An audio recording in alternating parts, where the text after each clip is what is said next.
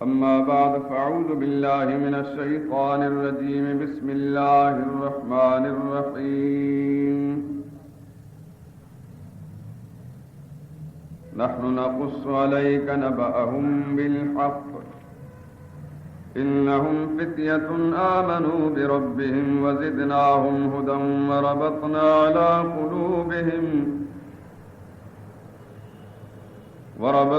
على قلوبهم إذ قاموا فقالوا ربنا رب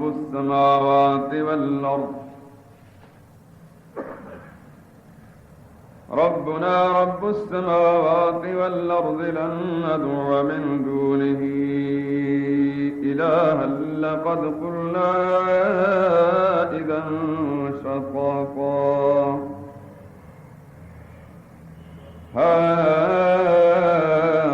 هؤلاء قوم اتخذوا من دونه آلهة لولا يأتون عليهم بسلطان بين فمن أظلم ممن افترى على الله كذبا.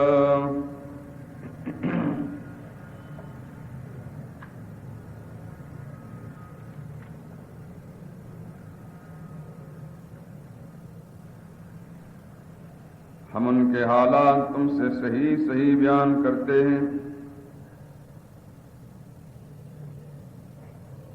وہ کئی جوان تھے جو اپنے پروردگار پر ایمان لائے تھے اور ہم نے ان کو اور زیادہ ہدایت دی تھی. اور ان کے دلوں کو مربوط یعنی مضبوط کر دیا. جب وہ اٹھ کھڑے ہوئے تو کہنے لگے ہمارا پروردگار آسمانوں اور زمین کا مالک ہے, ہم اس کے سوا کسی کو معبود سمجھ کر نہ پکاریں گے. اگر ایسا کیا گیا تو اس وقت ہم نے بعید از عقل بات کہی. ان ہماری قوم کے لوگوں نے اس کے سوا اور معبود بنا رکھے ہیں. بھلا یہ ان کے معبود ہونے پر کھلی کوئی دلیل کیوں نہیں لاتے؟ تو اس سے زیادہ کون ظالم ہے جو اللہ پر جھوٹ گھڑ لے. سبحان ربک رب العزت عما یصفون وسلام علی المرسلین والحمد للہ رب العالمین.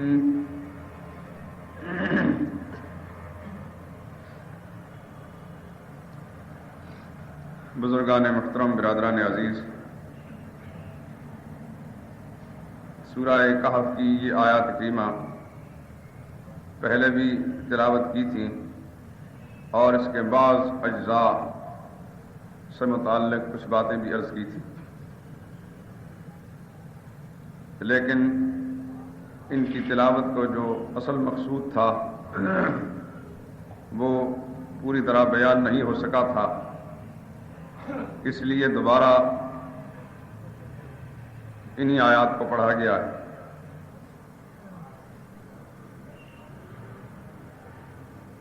قرآن کریم کی آیات کے ترجمے سے آپ حضرات نے کسی واقعے اور قصے کی طرف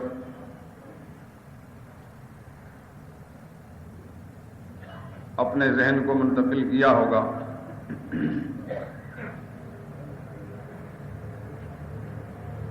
یہ اصحاب کہف کا قصہ ہے. ان کے نام پر بھی اللہ نے ایک پوری سورت اتار دی جو سورہ کہف کے نام سے 15ویں اور 16ویں پارے کے اندر موجود ہے.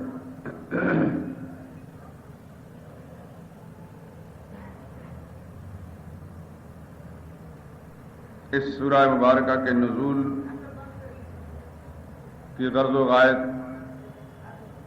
دراصل مشرکین کے ایک سوال جو جناب رسول اللہ صلی اللہ علیہ وسلم سے کیا گیا تھا, اس کے جواب میں یہ آیات نازل ہوئی. انہوں نے تو سوال امتحاناً کیا تھا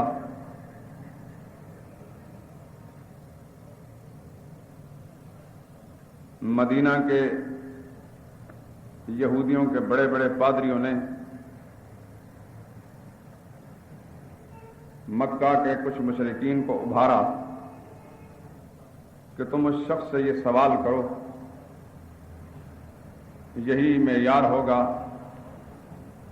اور یہی دلیل ہوگی اس بات کی کہ اگر خدا کا سچا پیغمبر ہوا تو صحیح جواب دے گا، اور اگر جواب نہ دے سکا تو اس کے جھٹلانے میں تمہارے لیے کوئی دشواری پیش نہیں آئے گی۔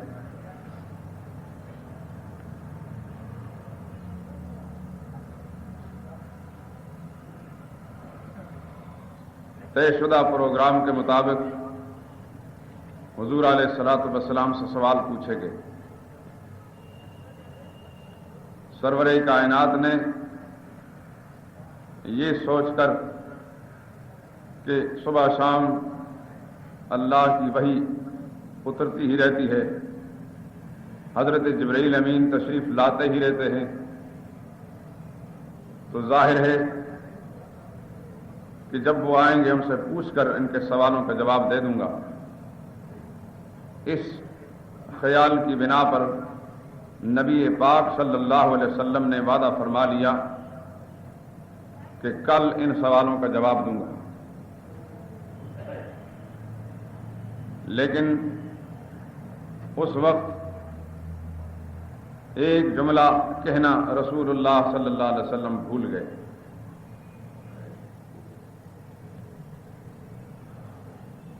اور یہی اس بات کی کھلی ہوئی دلیل ہے کہ ایک ہی ذات ایسی ہے جس کے لیے بھول نہیں ہے، جس پر نسیان طاری نہیں ہوتا، اور وہ اللہ کی ذات ہے۔ خالق اور مخلوق کے درمیان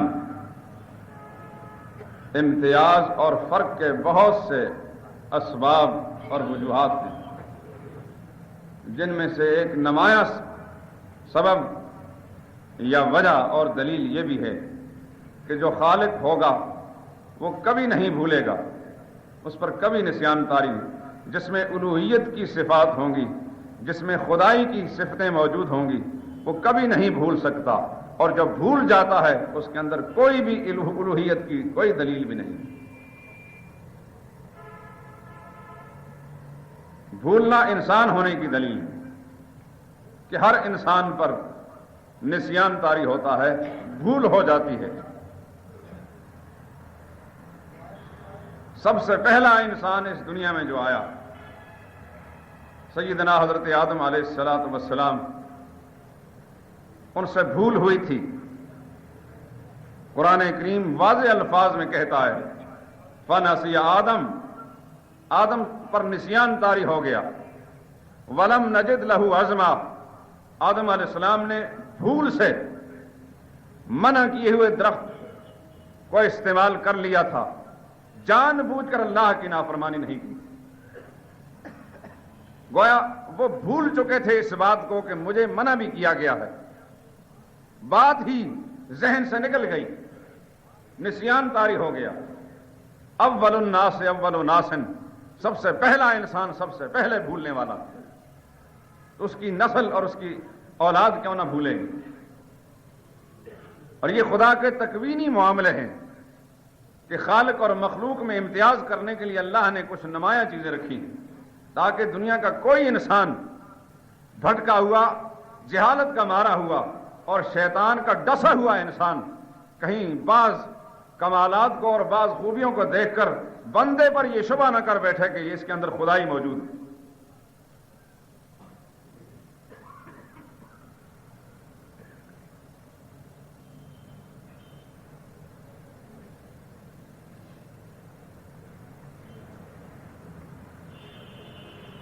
جناب رسول اللہ صلی اللہ علیہ وسلم نے کل کا وعدہ فرمایا، مگر ایک بھول ہوئی، اس پر اللہ کی طرف سے تنبیہاً اور مستقبل میں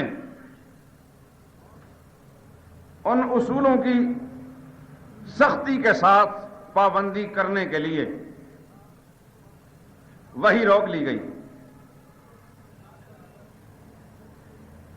زیادہ تفصیلات میں جانے کا نہ وقت ہے نہ ضرورت کہ پہلے ہی سے آپ اس بات کو جانتے ہیں، صرف اپنی بات کی کڑیاں ملانے کے لیے اس کا ذکر کر رہا ہوں۔ 15 دن تک یا 18 دن تک وحی نہیں آئی، ہر روز مشرکین اپنے سوالوں کا جواب لینے کے لیے حاضر ہوتے، رسول اللہ فرماتے وحی نہیں آئی۔ آپ جانتے ہیں کہ اگر کوئی دشمن اور مخالف کسی قسم کا سوال دشمنی اور عداوت کے جذبے سے پوچھے بطور امتحان، تو جب سوال کا جواب بر وقت نہ ملے تو پھر اس نے کیا کچھ کرنا ہوتا ہے، اس بات کے لیے میں سمجھتا ہوں کہ مزید تفصیل میں جانے کی ضرورت نہیں ہے۔ جو کچھ ہو سکتا تھا کفار مکہ سے، مشرکین مکہ سے، وہ کیا ہے۔ اور ابو جہل نے تو یہاں تک گستاخی کی کہ محمد رسول اللہ صلی اللہ علیہ وسلم کے بارے میں کہنے لگا محمد کو اس کے رب نے چھوڑ دیا ہے، محمد کی یاری خدا سے ٹوٹ گئی، رشتہ ختم ہو گیا ہے، وہ سارا بھرم کھل گیا محمد کی نبوت کا، العیاذ باللہ۔ اس حد تک عداوت کے اندر ڈوبے ہوئے جملے اس نے کہے۔ پہلے تو رسول اللہ صلی اللہ علیہ وسلم برداشت کرتے رہے، لیکن جب آپ کے کانوں تک ابو جہل کی عداوت کے یہ جملے پہنچے تو رسول اللہ بے چین ہو گئے صلی اللہ علیہ وسلم، رو کر بارگاہ خداوندی میں عرض کرنے گئے یا اللہ تیری رضا کے لیے سب کچھ مجھے گوارا ہے، مگر دشمن کا یہ تانا مجھے ہرگز گوارا نہیں کہ مجھے یہ تانا دینے لگ جائے کہ محمد کا رشتہ خدا سے ٹوٹ گیا صلی اللہ علیہ وسلم۔ اللہ کریم نے لطف و کرم کا معاملہ فرماتے ہوئے 2 ہفتے یا چند دن زیادہ اس کے بعد وحی بھیجی۔ پہلے تو رسول اللہ صلی اللہ علیہ وسلم کو تسلی دی گئی اور اس کے بعد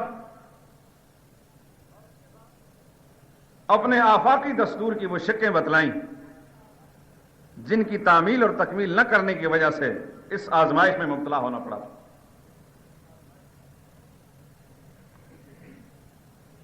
اور پہلے نبی پاک صلی اللہ علیہ وسلم کو یوں تنبیہ کی گئی وَلَا تَقُولَنَّ لِشَيْءٍ إِنِّي فَاعِلٌ ذَلِكَ غَدًا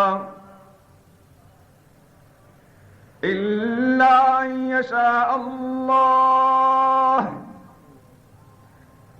میرے لاڈلے پیغمبر، آئندہ کل کے بارے میں اگر کوئی بات کہنی ہو تو اس وقت تک اپنی زبان سے کوئی جملہ مت نکالیے جب تک آئندہ ہونے والے کسی واقعے کے بارے میں، اس کے ہونے کے بارے میں ساتھ یہ جملہ نہ ملا لو کہ اگر اللہ نے چاہا تو کل یہ بات ہوگی۔ انشاءاللہ کیوں نہیں کہا تھا؟ صرف ایک انشاءاللہ نہ کہنے پر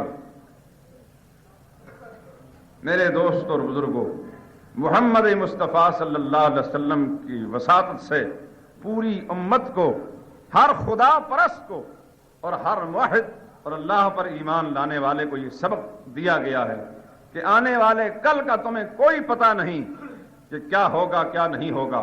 اگر کسی کام کے کرنے یا ہونے کا کوئی فیصلہ کرو آئندہ کے بارے میں تو جب تک اللہ کی مشیت سے اسے متعلق نہ کر لو، زبان سے کوئی جملہ مت نکالو۔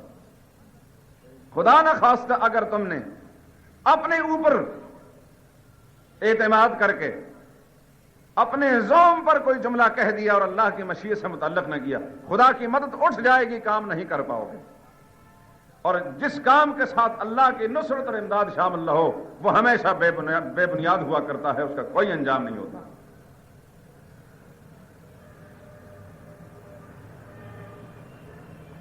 یہی وہ بد نصیبی ہے جو آج کیا حاکم اور کیا محکوم ہر جگہ پائی جاتی ہے۔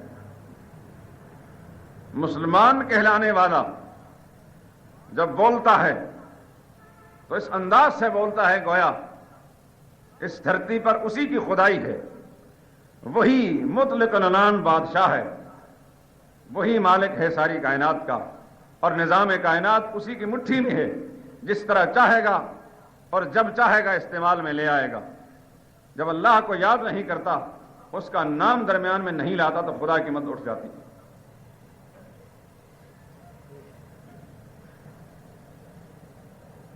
کبھی کبھی ہمارے حکمران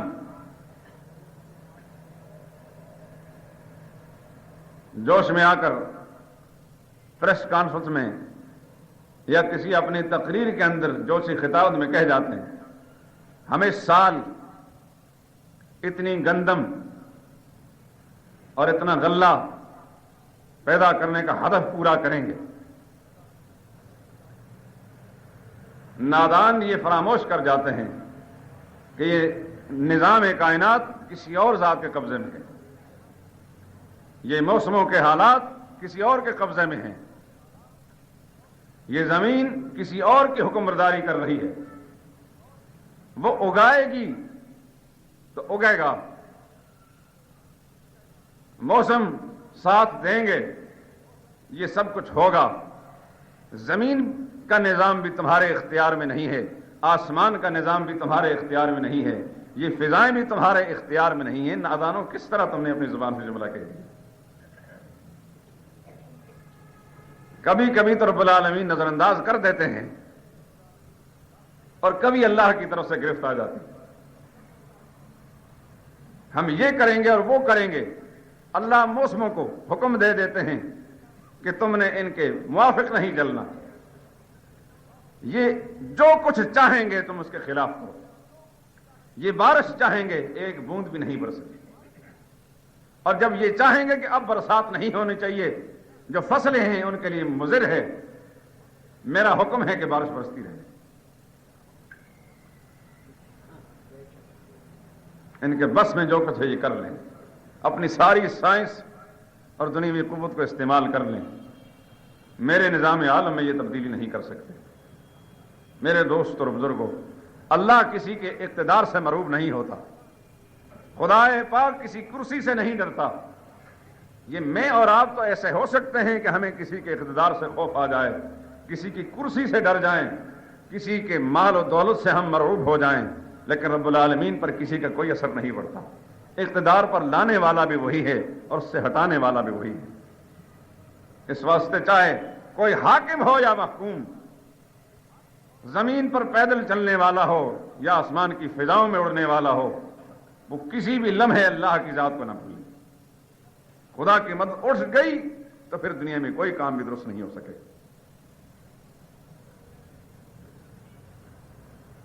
انبیاء اکرام علیہ الصلوۃ والسلام اس دنیا میں ہر انسان کو قدم قدم پہ یہی سبق پڑھانے کے لیے تشریف لائے۔ بات عرض کر رہا تھا کہ 18 دن تک وہی بند رہنے کے بعد قرآن پاک نازل ہوا۔ پہلے رسول اللہ کو تسلی دی گئی، قرآن پاک کے دوسرے مقام میں وہ موجود ہے۔ پھر اس کے بعد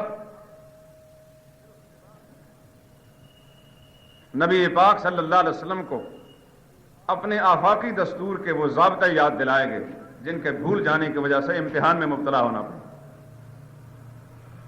اور اس کے بعد ان سوالوں کے جواب دیے گئے۔ اصحاب کہف کے بارے میں پوچھا تھا نا، تو قرآن نے جواب دیا۔ معلوم ہوتا ہے کہ اللہ کے بتانے سے معلوم ہوتا ہے، چاہے نبی ہو، اور اللہ نہ بتانے پہ آئے تو وقت کا نبی چاہے امام الانبیاء بھی ہو، اپنی مرضی سے کوئی بات نہیں کہہ سکتا صلی اللہ علیہ وسلم۔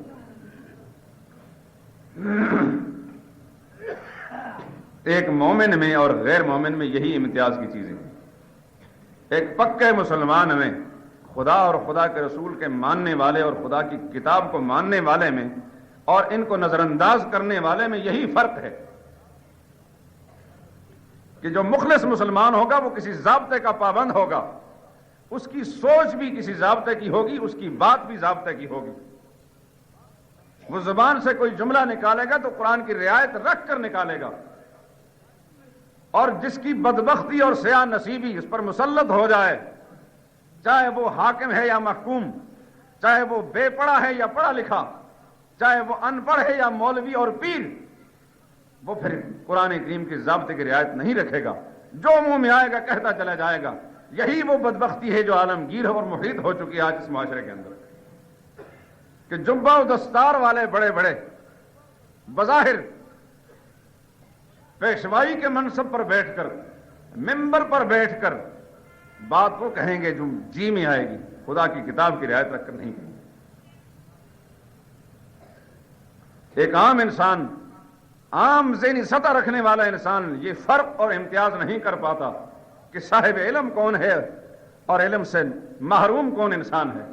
مال شکل بنانے کی بنا پر پنجاب میں ہر شخص کو مولوی کہا جاتا ہے، جس نے داڑھی رکھ لی، حالانکہ یہ تو اللہ کے نبیوں کا طریقہ ہے علیہم الصلاۃ والسلام۔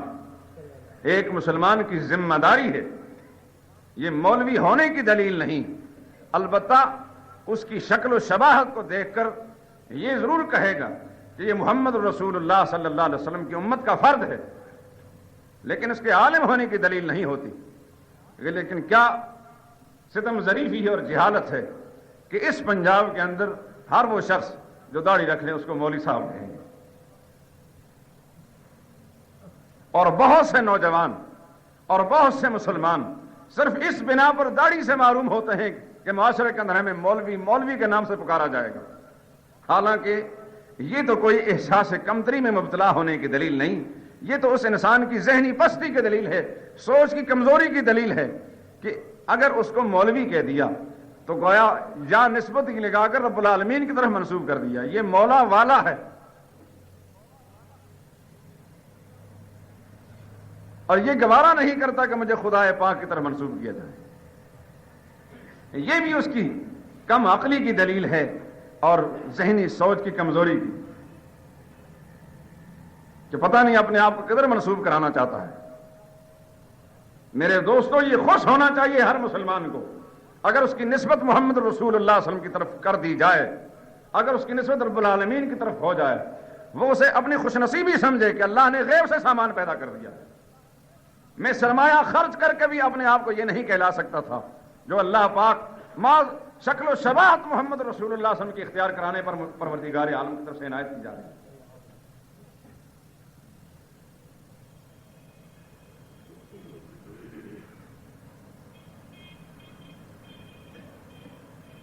قرآن پاک نے اس سوال کا جواب دیا ہے جو مشرکین نے رسول اللہ سے پوچھا تھا، اور جواب معلوم نہ ہونے کی بنا پر آئندہ کل کا رسول اللہ نے وعدہ فرمایا تھا۔ یہاں ایک بات آپ حضرات یہ بھی ذہن نشین فرما لیں، مجھے اور آپ کو بلکہ دنیا کے ہر مسلمان کو اللہ والوں سے محبت ہے، اللہ اس پر قائم رکھے سب کو، اور زندگی کے کسی موڑ پر ہمارے دل اور دماغ میں سوء ظنی اور بدگمانی اور ہماری زبان پر کوئی بے ادبی اور گستاخی کا کوئی ایک کلمہ بھی اللہ والوں کے متعلق خدا پاک نہ نکالے، کہ جو اللہ والا بن جاتا ہے وہ اللہ کا دوست ہے۔ اللہ کے دوست کو برا بھلا کہنا یہ خدا پاک کی غیرت کو چیلنج کرنے والی بات ہے۔ آپ کے دوست کو اگر کوئی برا بھلا کہے گا تو آپ کے دل کو رنج پہنچے گا، اللہ کے دوست کو برا کہنے والے کو رب العالمین تکلیف نہیں ہوگی، اللہ کو غصہ نہیں آئے گا۔ اسی لیے حدیث قدسی میں آیا، پروردگار عالم فرماتے ہیں من عادى لی ولیا فقد آذنته بالحرب، جو میرے ولی کے ساتھ عداوت رکھتا ہے اس کو میرا اعلان جنگ ہے۔ ہمارا یہ عقیدہ ہے میرے دوست اور بزرگوں، ہم ہر اللہ والے سے محبت رکھتے ہیں بشرطے کہ وہ اللہ والا ہو۔ یہ ننگ دھڑنگ ملنگ اور یہ گھنگرو اور ٹولیوں والے یہ ننگ انسانیت ہیں، یہ اللہ والے نہیں ہیں۔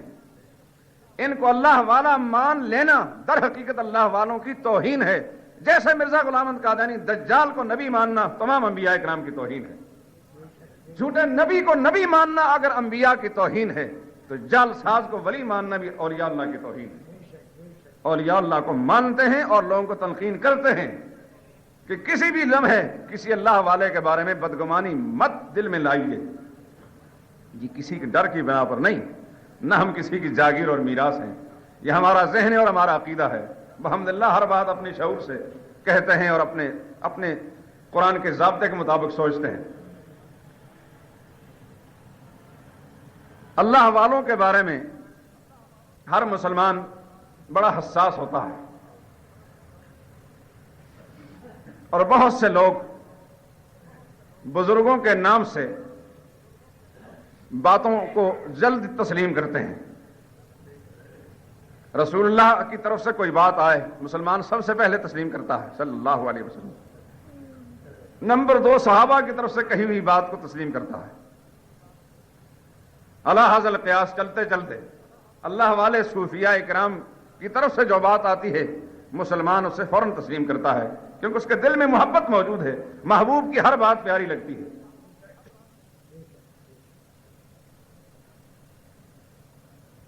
لیکن یہ فیصلہ کس نے کرنا ہے کہ یہ بات اللہ والے کی ہے کہ نہیں؟ یہ تو وہی کر سکے گا جس کے پاس کوئی معیار ہوگا پرکھنے کا، سچ اور جھوٹ کا۔ میں آپ کے سامنے اپنی طرف سے گھڑ کر بات منسوب کر دوں حضرت شیخ عبد القادر جیلانی کے نام پر، مجدد الفسانی کی طرف، حضرت مخدوم علی حجویری کی طرف، خواجہ نظام الدین اولیاء،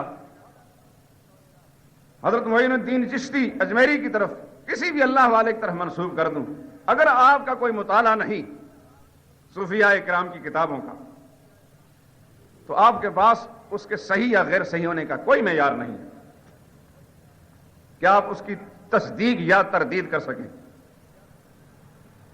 لیکن اتنی بات بہرحال اپنی جگہ موجود ہے کہ مسلمان کے دل کے اندر یہ جذبہ موجود ہے کہ اللہ والوں کی بات جہاں سے آئے گی ہم قبول کریں گے۔ قرآن پاک آپ کے سامنے ان لوگوں کا حال بیان کرتا ہے اور ان کے اقوال بیان کرتا ہے جنہیں آپ اپنی زبان میں اولیاء اللہ کہتے ہیں۔ یہ ممکن ہے کہ میں اور آپ کسی شخص کو ولی اللہ سمجھ بیٹھیں مگر علم الہی میں وہ اللہ کا ولی نہ ہو، میں اور آپ دھوکہ کھا جائیں، یہ بہت ممکن ہے اور ایسا ہوتا رہتا۔ ہم ظاہری شکل و شباہت کو دیکھ کر، یہ ظاہری اس کے اعمال کو دیکھ کر ہم دھوکے میں مبتلا ہو جائیں کہ یہ اللہ کا ولی ہے، لیکن نفس الامر میں وہ بہت بڑا جال ساز اور بڑا ہی ڈرامے باز تھا۔ دور جانے کی بات نہیں، لارنس آف عربیہ اسی خطے میں گزرا ہے، اسی آپ کے لاہور شہر میں ایک وقت اس نے گزارا ہے۔ وہ اپنے زمانے کا کتنا بڑا صوفی بنا تھا اور کتنا بزرگ اور عالم اور قاری، جس نے مصر میں جا کر کئی برس لگا کر قرآن کریم کی قرأت سیکھی، تجویدی قواعد سیکھے اور بہترین قرآن کریم پڑھنے والا، علم دین بھی سیکھا اور صوفیوں کے تصوف کے سارے گر بھی سیکھے، لیکن تھا بڑا جالسات بدماش، اس بر صغیر کے مسلمانوں کے لیے ایک بڑا فتنہ تھا وہ، اور کتنا عرصہ پھر وہ بزرگ کے روپ میں یہاں رہا۔ اور ایک مسلمان جو اس کا مرید بنا، اپنی بیٹی اس کے نکاح میں دے دی، اور وقت گزرتا گیا اور ایک وقت میں جب اس کی بدماشیاں اور جالسازیاں سامنے آئیں تو امرتسر سے بڑے بڑے بدماش بلا کر پھر اپنی بیٹی کو اس نے اس سے الگ کرایا، اور وہ بیٹی بعد میں شیر کشمیر، آپ کہیں یا نہ کہیں، لوگ کہتے تھے، میں نے بھی یہ جملہ کہہ دیا، شیخ عبداللہ کی بیوی بنی، جو آج فاروق عبداللہ کی ماں ہے۔ وہ لارنس آف عربیہ کی بیوی رہی کسی زمانے میں، مگر وہ بہت بڑا بدماش اور جالساز تھا، صوفی بھی بنا رہا، بزرگ بھی بنا رہا اور قاری بھی عالم بنا رہا۔ دیکھنے والے اس وقت دھوکے میں مبتلا ہوئے۔ ایسا ممکن ہے، آج بھی ایسا ہو سکتا ہے، لیکن میرے دوست اور بزرگوں، خدا پاک کو دھوکہ نہیں لگ سکتا کسی کے ولی اللہ ہونے یا نہ ہونے کے بارے میں۔ انسان تو دھوکہ کھا سکتا ہے، رحمان نہیں کھا سکتا۔ قرآن کریم شہادتیں دیتا ہے ان کی ولایت کی۔ یہ رجسٹرڈ اولیاء اللہ کی بات ہے، یہ میرے الفاظ ہیں۔ جس طرح رجسٹرڈ کے الفاظ آپ وہاں استعمال کرتے ہیں کہ جو چیز پختہ ہو، اس کے واقعی ہونے میں کوئی شک اور شبہ کی گنجائش نہ ہو، یہ رجسٹرڈ اولیاء اللہ ہے۔ یہ وہی اصحاب کہف ہیں جن کی ولایت اور ایمان کی شہادت قرآن دیتا ہے، لیکن اس کے بعد ان کا نظریہ بھی بیان کرتا ہے۔ میری ساری لمبی چوڑی تمہید کا مقصد یہ ہے کہ میں نے یہ بتانا ہے آپ کو کہ جو اللہ کے ولی ہوا کرتے ہیں ان کے نظریات کیا ہوتے ہیں. یہ معیار ہے آپ کے پاس قرآن کریم کے ذریعے سے. آج کی دنیا میں ہر شخص جو ولایت اور صوفیت کا دعوے دار ہے اس کو پرکھو قرآن کریم کے اس معیار پر. آپ کے پاس خدا کی کتاب ہے, کسی دوسرے کے پاس جانے کی ضرورت بھی نہیں. آپ کا تعلق خدا کی کتاب کے ساتھ جڑ جائے گا, زندگی کسی موڑ پر آپ ٹھوکر نہیں کھا سکتے. اور قرآن کریم سے تعلق ٹوٹ جائے گا, پھر اس دنیا کی قہر مذلت سے دنیا میں کوئی طاقت اٹھانے والی نہیں.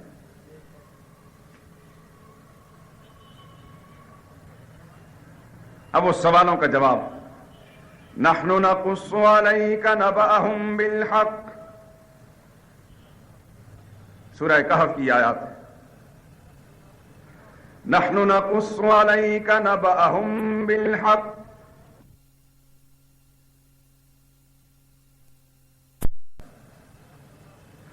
نحن نقص عليك نبأهم بالحق. میرے لاڈلے پیغمبر ہم ان کے حالات آپ کو ٹھیک ٹھیک بتا رہے ہیں. اللہ کے بتانے پر معلوم ہوا انہم فتیۃ آمنوا بربہم وزدناہم ہدی. وہ غار والے لوگ جن نے دنیا اصحاب کہف کے نام سے پکار دیے. انہم فتیۃ آمنوا بربہم, وہ کئی جوان تھے سارے نوجوان. آمنوا بربہم,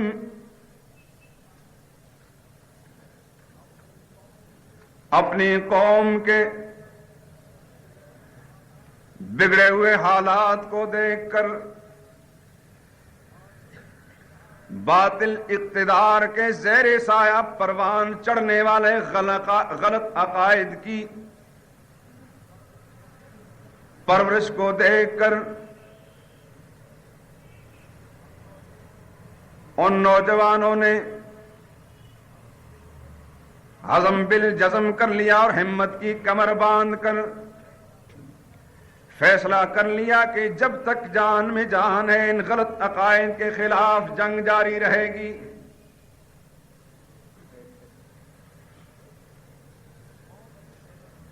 قوم ایک میلے میں مبتلا تھی. میلہ تھا جیسے آپ کے لاہور شہر میں کئی میلے ہوتے ہیں. ابھی حال ہی میں میلہ گزرا ہے 24 تاریخ کو, چھٹی بھی ہوئی ہے. آگے پیچھے میلے جاری ہی رہتے ہیں. ایسی ہی میلہ والی وہ قوم تھی اور حکمران بھی جیسے آج کے حکمران. قوم میلے پر گئی, پوجا پاٹ جاری ہے, نظر و نیاز چڑھاوے جاری و ساری ہے جیسا کہ یہاں بھی ہوتا ہے. یہ بھی گئے ساتھ. قوم کے حالات کو دیکھ دیکھ کر سخت پریشان ہوئے کہ ان لوگوں کی کیوں مت ماری گئی ہے. ان کو پوچھتے ہیں اور پکارتے ہیں, ان کی نظریں نیازیں دیتے ہیں اور چڑھاوے چڑھاتے ہیں جو خود ان سے بھی زیادہ بے بس ہیں.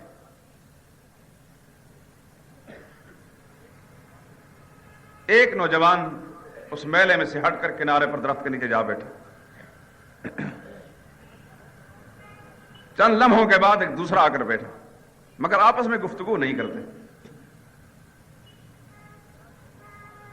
تیسرا, چوتھا, پانچواں, چھٹا, ساتواں, 7 نوجوان یکے بعد دیگرے الگ ہو کر اس درخت کے قریب جا بیٹھے. صبح سے شام ہو گئی, شرک ہو رہا ہے, پوجا پاٹ ہو رہی ہے, غیر اللہ کی نظریں نیازیں اور چڑھاوے دیے جا رہے ہیں, منتیں مانی جا رہی ہیں, مرادیں مانگی جا رہی ہیں, سب کچھ ہو رہا ہے اور یہ بچے اس میں خود دیکھتے ہیں. لیکن ہر ایک کے دل میں یہ خیال ہے کہ یہ طریقہ کار بالکل غلط ہے. حکومت بھی اس میں مبتلا ہے اور عوام بھی, لیکن اس کے خلاف آواز اٹھانی چاہیے. لیکن ہر آدمی یہ سوچتا ہے کہ تنہا میں کیا کر سکتا ہوں, یہ تو حکومت کے لیے بغاوت کے مترادف سمجھ جائے گی. دل ہی دل میں کچھ خیال پکا رہا, لیکن ایک دوسرے سے بات نہیں کر رہے. ڈر یہ ہے کہ کہیں یہ مخبر نہ ہو حکومت کا، دوسرا دوسرے کو ہی سمجھ رہا ہے کہ یہ مخبر ہوگا، کہیں میری اطلاع نہ پہنچ جائے. شام کا وقت ہوا. ایک نے پوچھا بھائی ہم یہاں بیٹھے ہیں صبح سے شام تک، کم از کم اپنے بیٹھنے کا مقصد تو ایک دوسرے کو بتا ہی دیں. ایک نے ہمت کر کے کہا بھائی صاف بات ہے، مجھے یہ طریقہ کار قوم کا غلط نظر آتا ہے، یہ سارا میلہ اور قوم کے یہ سارے نظریات غلط اور باطل نظر آتے ہیں. میں نے تو یہ طے کر لیا ہے کہ جب تک زندہ ہوں اس کے خلاف جہاد کرتا رہوں گا.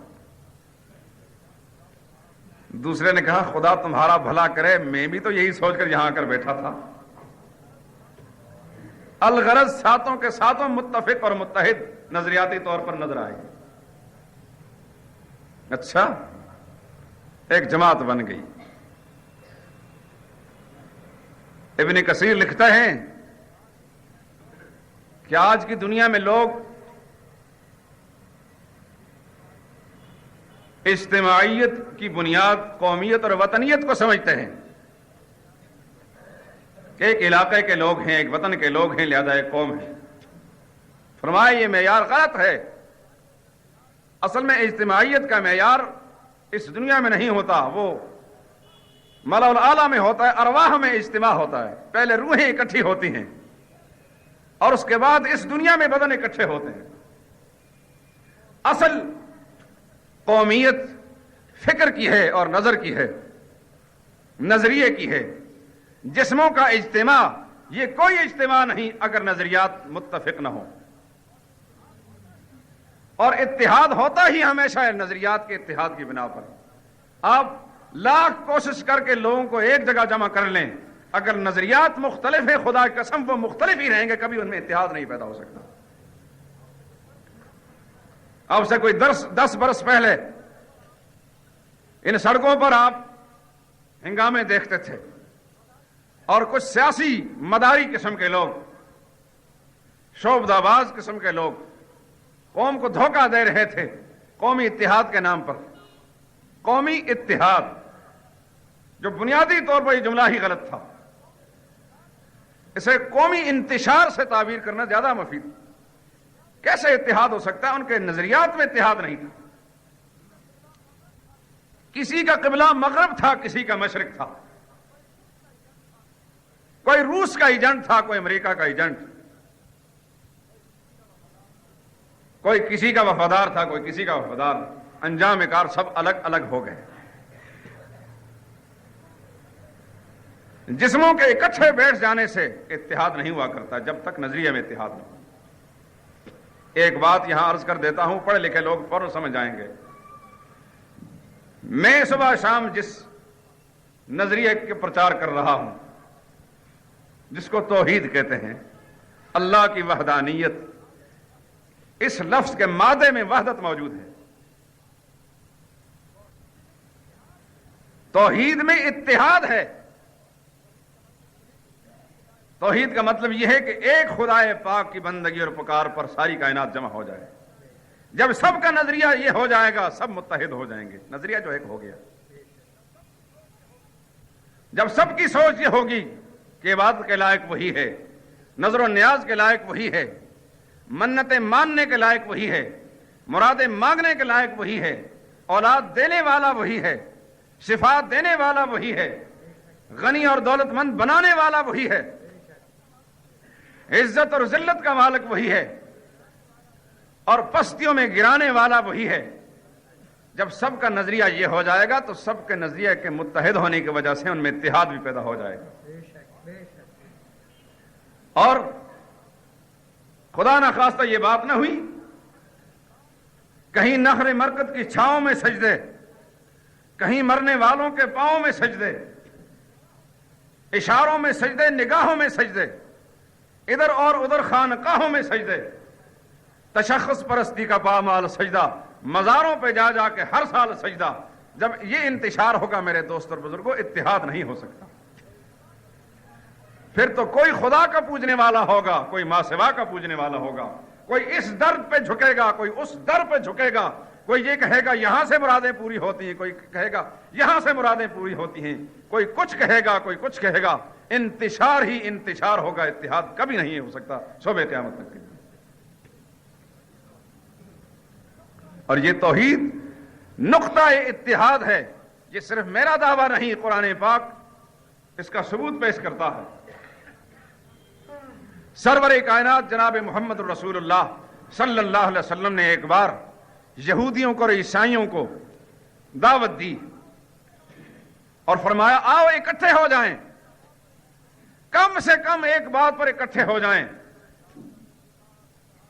یا اہل الکتاب تعالوا الی کلمۃ سواء بیننا وبینکم، اے وہ لوگوں جو اپنے آپ کو اہل کتاب کہتے ہو، کتاب کے ماننے کا دعویٰ کرتے ہو، آؤ ایک کلمے پر جمع ہو جائیں جسے ہم بھی مانتے ہیں تم بھی۔ سواء بیننا وبینکم، جو ہمارے اور تمہارے درمیان مشترکہ نقطہ اتحاد ہے، اللہ نعبد الا اللہ، یہ ہے وہ نقطہ اتحاد کہ ہم صرف اس ایک ہی بات پر متحد اور متفق ہو جائیں کہ اللہ کو چھوڑ کر کسی اور کی بندگی نہ کریں۔ اس کی رسول اللہ نے بھی دعوت دی تھی، حضور نے بھی اسی کو نقطہ اتحاد قرار دیا ہے صلی اللہ علیہ وسلم، اور قرآن کریم اس کی شہادت دیتا ہے۔ یہ نوجوان جو اکٹھے ہوئے تھے، انہوں نے پھر جب دیکھا کہ ہماری ایک چھوٹی سی جماعت بن گئی ہے، رسول اللہ نے فرمایا جماعت پر خدا کا ہاتھ ہوا کرتا ہے، ید اللہ علی الجماع، بشرطے کہ جماعت ہو، جماعت انہی اصولوں پر قائم ہو جو محمد رسول اللہ نے قائم فرمائے صلی اللہ علیہ وسلم۔ ایک بات یہاں جماعت کے اصولوں کی بتا دوں میں، ہمارے ہاں جماعتیں کس طرح بنتی ہیں؟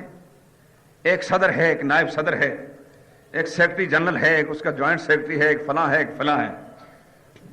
ہر 5 سال کے بعد الیکشن ہوتے ہیں، پھر صدر بدلتا ہے، اس کا نام جماعت ہے۔ چنانچہ بزا میں خود دینی جماعتوں کا بھی یہی حال ہے۔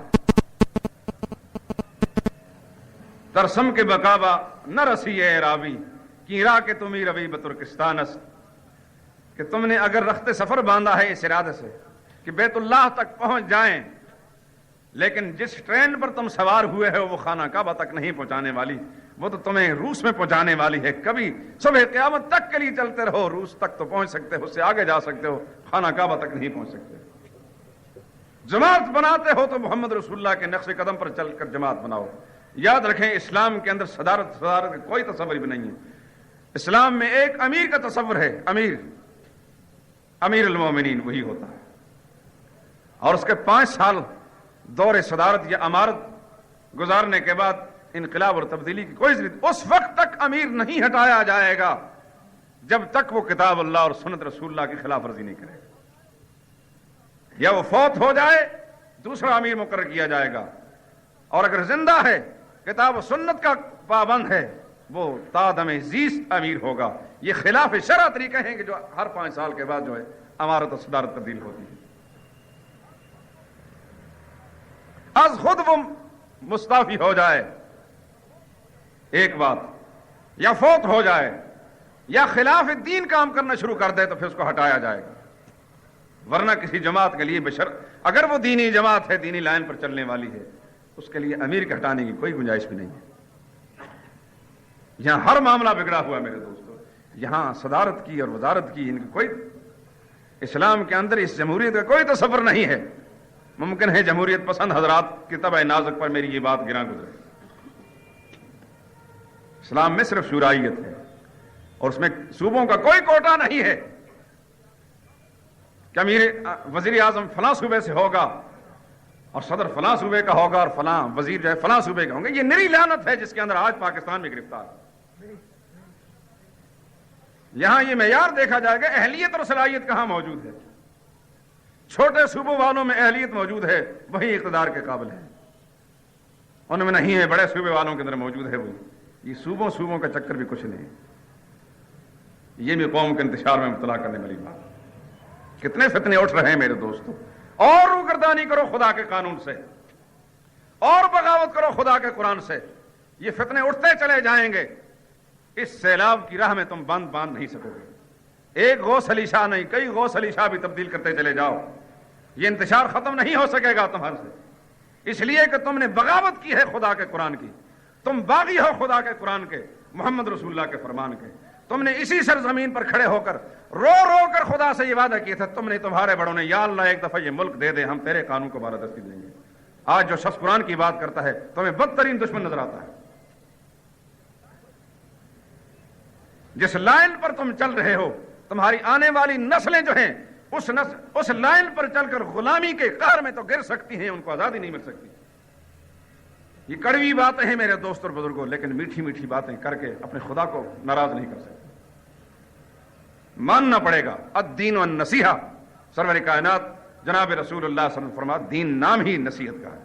یہ خیرخواہی کی باتیں ہیں، تسلیم کرو حکمرانوں، تمہاری بقا بھی اس میں ہے، تمہاری مملکت کی سلامتی بھی اس میں ہے، تمہاری آنے والی نسلوں کی آزادی کا راز بھی اسی کے اندر ہے، ورنہ تمہاری نسلیں غلام بنے گی۔ یہ اللہ ہی جانتا ہے کہ کس ظالم کو مسلط کرے گا اگر اس قوم نے بغاوت کی۔ اس سرزمین کا یہ چپا چپا آج بھی گواہ ہے، کسی زمانے میں مغلوں نے بھی یہاں حکومت کی تھی، 800 برس تک پورے ہندوستان پر مسلمان حکمران رہے، قابض رہے۔ پھر کیا ہوا؟ کسی باخبر آدمی سے یہ بات مخفی نہیں ہے۔ کہاں سے آئے دشمن، کہاں سے آئے، کیا تک تھی ان کے آنے کی، اور کس طرح یہاں قابض ہوئے، کس طرح ان کو پیسا، ان کے بڑوں کے ساتھ کیا معاملہ کیا۔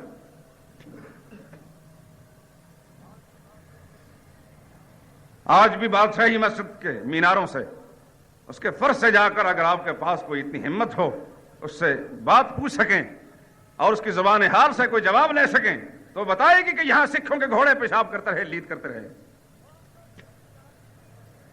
بڑا عرصہ مجھے انتظار کرنا پڑا کہ میرے میناروں سے اللہ اکبر کی آواز گونجے گی۔ مسلمان جب بدعمالی پر آتے ہیں تو خدائے پاک کی مدد اٹھ جاتی ہے۔ قرآن کریم نے مسلمان کی مدد کے لیے مشروط ضابطہ بیان کیا ہے، وَأَنْتُمُ الْأَعْلَوْنَ إِن كُنتُم مُؤْمِنِينَ، تم غالب رہو گے اگر تمہارے اندر ایمان رہے گا۔ ایمان کی بنیاد خدا کی توحید ہے دوستو، سارے لوگ اچھی طرح اس بات کو جان لیں۔ کہتے تھے لا الہ الا اللہ کی بنیادوں پر پاکستان بنا ہے، یہی بات ہے نا؟ آپ تنہائی میں بیٹھ کر ذرا لا الہ الا اللہ کا ترجمہ معلوم کر کے آ کر مجھے بتائیں کہ کیا مطلب ہے اس کا۔ جو بات میں کہتا ہوں کہ وہ وہی بات نہیں۔ لا الہ الا اللہ کا مطلب خدا کی توحید ہے، محمد رسول اللہ کا مطلب خدا کے نبی کی سنت ہے۔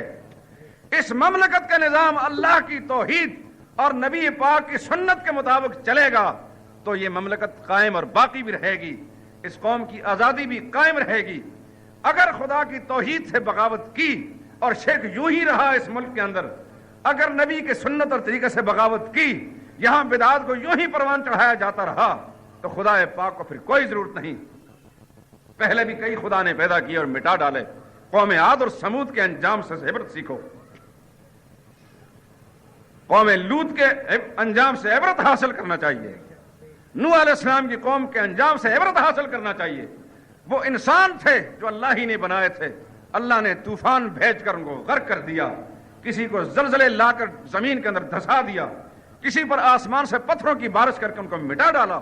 یہ سب خدا پاک کے پیدا کرتے تھے، وہ کسی اور خدا کی مخلوق نہیں تھے اور ہم کسی اور خدا کی مخلوق نہیں تھے۔ کب تک نرم باتیں ہم کہہ کہہ کر لوگوں کی دلجوئی کی باتیں کرتے رہیں گے؟ نوشتہ دیوار پڑھ لے یہ قوم۔ دوستو اس انتظار میں مت رہو کہ ممبر پر بیٹھنے والا مولوی ہی توحید کی بات کرے گا۔ سمجھ آئی ہے آپ کو بات تو خدا کے دین کی بات کو ہر جگہ پہنچائیے، یہ آپ کا فرض ہے۔ نہیں سمجھ میں آئی تو تنہائی میں بیٹھ کر خدا کے دروازے پر دستک یا اللہ بات سمجھا دے ہمیں۔ مولوی کی زبان سے بات سمجھ میں نہیں آ رہی، تو بڑا ہمدرد ہے ہمارا، تو ہی سمجھا دے ہمیں۔ جو تیرے نزدیک دین ہے، جس کو تو پسند کرتا ہے، یا اللہ ہمارے دل میں ڈال دے۔ میں ایک بات کہا کرتا ہوں، سیدنا حضرت حمزہ رضی اللہ تعالیٰ عنہ، آپ سن چکے ہیں کئی بار لیکن یاد دہانی کرا رہا ہوں۔ ایک بار کہیں باہر سے واپس آئے، پتہ چلا کہ قریشیوں نے بڑی گالیاں دی ہیں محمد مصطفیٰ کو صلی اللہ علیہ وسلم۔ یہ اس وقت تک کافر تھے، خاندان کا نام سن کر غصے میں آ گئے کہ میرے خاندان کو گالیاں دی گئی ہیں۔ محمد میرا بھتیجا ہے، ٹھیک ہے، ہم اس کے طریقے کو نہیں مانتے، مگر یہ بھی تو ہمیں گوارا نہیں کہ اس کی آڑ میں ہمارے خاندان کو گالیاں دی۔ غصے میں بھرے ہوئے خانہ کعبہ کی طرف گئے۔ ابو جہل پارٹی سمیت بیٹھا تھا، ابو جہل کے سر پر زور سے ایک لاٹ ماری، وہ لہو لہان ہو گیا۔ انہوں نے کہا تمہاری ایسی تیسی، بنو ہاشم کو تم نے کیا سمجھ رکھا ہے؟ ہم مر چکے ہیں، ہمارے خاندان کو گالیاں دیتا ہے تو؟ خبردار جو آئندہ تو نے اس طرح زبان کھولی، لو آج سے میں بھی محمد کا ساتھی ہوں، بگاڑ لو جو کچھ تم نے کرنا۔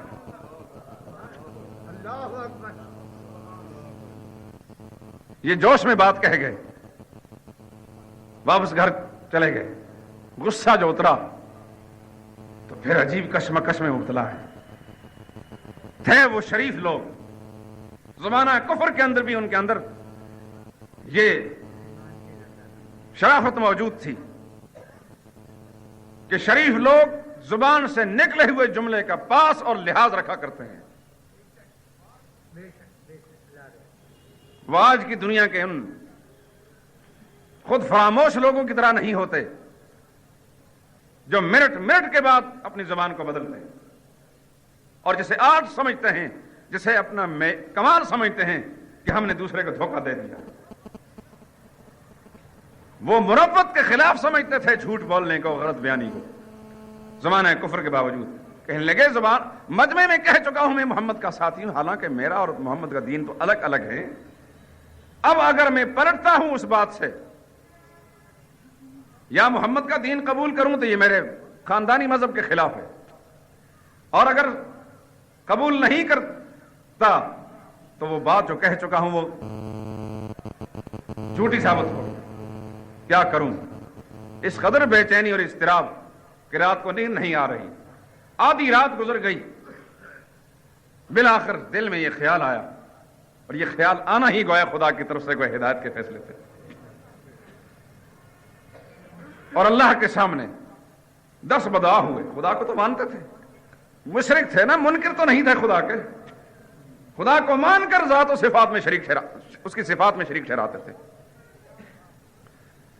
دعا کرنے لگے، یا اللہ اگر محمد کا دین سچا ہے صلی اللہ علیہ وسلم تو اس کی تصدیق میرے دل میں بٹھا دے، سچائی پیدا کر دے، اور اگر اس کا دین جھوٹا ہے، محمد غلط کہتا ہے، یا اللہ مجھے اس سے دور رکھ، اس کو مجھ سے دور رکھ، اس کی نفرت پوری طرح میرے دل میں پیدا کر دے، مجھے اس مصیبت سے نکال جس ذہنی کشمکش میں مبتلا ہوں۔ یہ دعا مانگی، نیند طاری ہو گئی، سو گئے، اب نیند آ گئی۔ صبح کے وقت جب اٹھے تو پوری طرح یکسوئی پیدا ہو چکی تھی، اور دل محمد رسول اللہ صلی اللہ علیہ وسلم کی صداقت اور آپ کی حقانیت سے لبریز ہو چکا تھا۔ یہ ایک معیار ہے جو میں اکثر ذکر کیا کرتا ہوں، مت مانو میری بات کو، سمجھو کہ جھوٹ بولتا ہے، لیکن یہ بھی تو آپ کے پاس کوئی معیار نہیں کہ دوسرا سچ کہتا ہے۔ اس وجہ سب کی بات کو رد کر دو، مگر خدا پاک سب سے زیادہ ہمدرد ہے انسان کا۔ اللہ کے دروازے پر بیٹھ کر تنہائی میں اس کو پکارو، یا اللہ جو سچائی ہے تیرے نزدیک دین کے معاملے میں وہ ہمارے دل میں بٹھا۔ کوئی وجہ نہیں میرے دوستو، ہمارا خدا زندہ ہے، وہ قادر مطلق ہے کہ اللہ کی دستگیری شامل حال نہ ہو، اللہ آپ کے لیے راستہ نہ کھول دے، پھر دیکھیں کہ یہ بات سچی ہے کہ نہیں۔ خدا کی توحید کی بات سمجھ میں آئے تو پھر اپنی ذمہ داری کو پوری کیجیے، ورنہ اس معاشرے میں آگ لگی ہوئی ہے، خدا کی قسم محلے محلے میں آگ لگی ہوئی ہے بدعات کی۔ ایک آدمی کس کس گھر میں جا کر دستک دے کر مرد و زن کے عقیدے کو ٹھیک کرے گا؟ اتنے آدمی اس مجمع میں بیٹھنے والے، ہر شخص اگر اپنی ذمہ داری کو پورا کرے، اتنے گھر ٹھیک ہو جائیں گے۔ اس گھر میں جتنے افراد ہیں وہ اگر ٹھیک ہو کر اپنی ذمہ داری کو پورا کریں گے پورا شہر ٹھیک ہو سکتا ہے، شہر سے پھر پورے ملک کے اندر جو ہے عقائد میں تبدیلی آ سکتی ہے، بشرطے کہ امت اپنی ذمہ داری کو پہچاننا شروع کر دے۔ اللہ سے توفیق مانگے، یا اللہ ہم نے جو کچھ یہ کہا اور سنا ہے اسے پورا فرما دے۔ سبحانک اللہم و بحمدک۔ اکبر اللہ اکبر لا الہ الا اللہ